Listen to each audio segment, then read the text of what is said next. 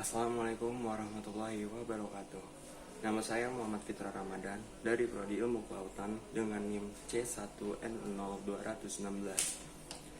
Saya akan menyampaikan laporan acara 4 yang bertema ekologi.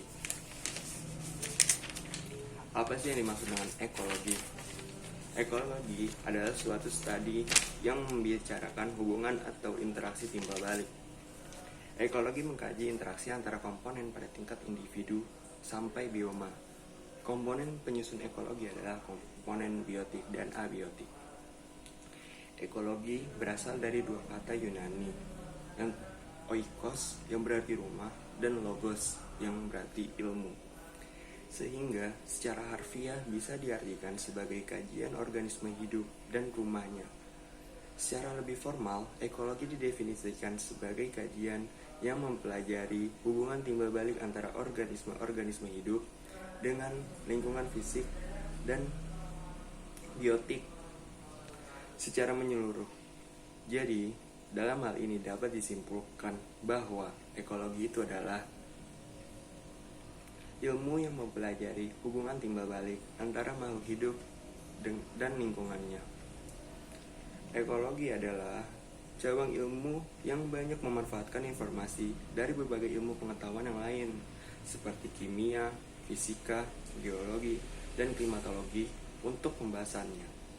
Penerapan ekologi di bidang pertanian dan perkebunan diantaranya adalah penggunaan kontrol biologi untuk pengendalian populasi hama guna meningkatkan produktivitas.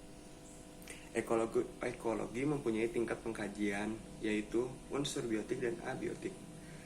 Lingkungan meliputi komponen biotik seperti suhu, udara, cahaya, dan nutrien. Yang penting juga pengaruhnya kepada organisme adalah komponen biotik, yakni semua organisme lain yang merupakan bagian dari lingkungan suatu individu. Ekosistem adalah suatu sistem ekologi yang terbentuk dari hubungan timbal balik makhluk hidup dengan lingkungannya, dan antara komponen-komponen tersebut terjadi pengambilan dan perpindahan energi, daur ulang, dan produktivitas.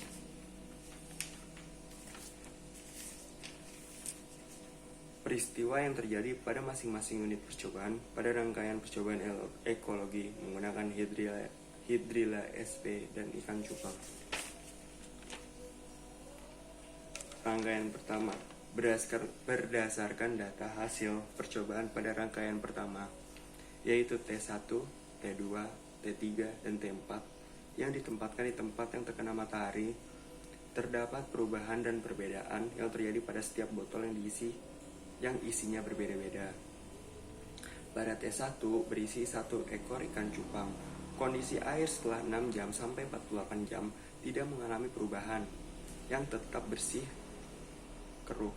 Namun, kondisi ikan yang tadinya lincah setelah 24 jam, kondisi ikan tersebut mulai bergerak lambat, lebih diam, dan lebih sering berada di permukaan air. Pada T2 yang berisi ikan cupang 1 ekor, kondisi ikan setelah 6 jam sampai 48 jam tetap lincah. Kondisi air setelah 18 jam mengalami perubahan, yaitu air mulai bening kekuningan. Dan hidrilla SP setelah 18 jam kondisi tumbuhan hijau segar sampai 48 jam.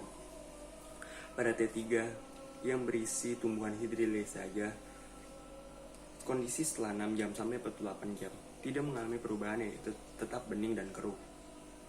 Namun, kondisi tanaman hidrilla yang tadinya hijau segar setelah mengalami perubahan setelah 36 jam mengalami perubahan, yang tadinya hijau segar menjadi segar sedikit kekuningan. Pada T4 yang hanya air kolam saja setelah 6 jam sampai 48 jam tidak mengalami perubahan, yaitu tetap bening dan keruh.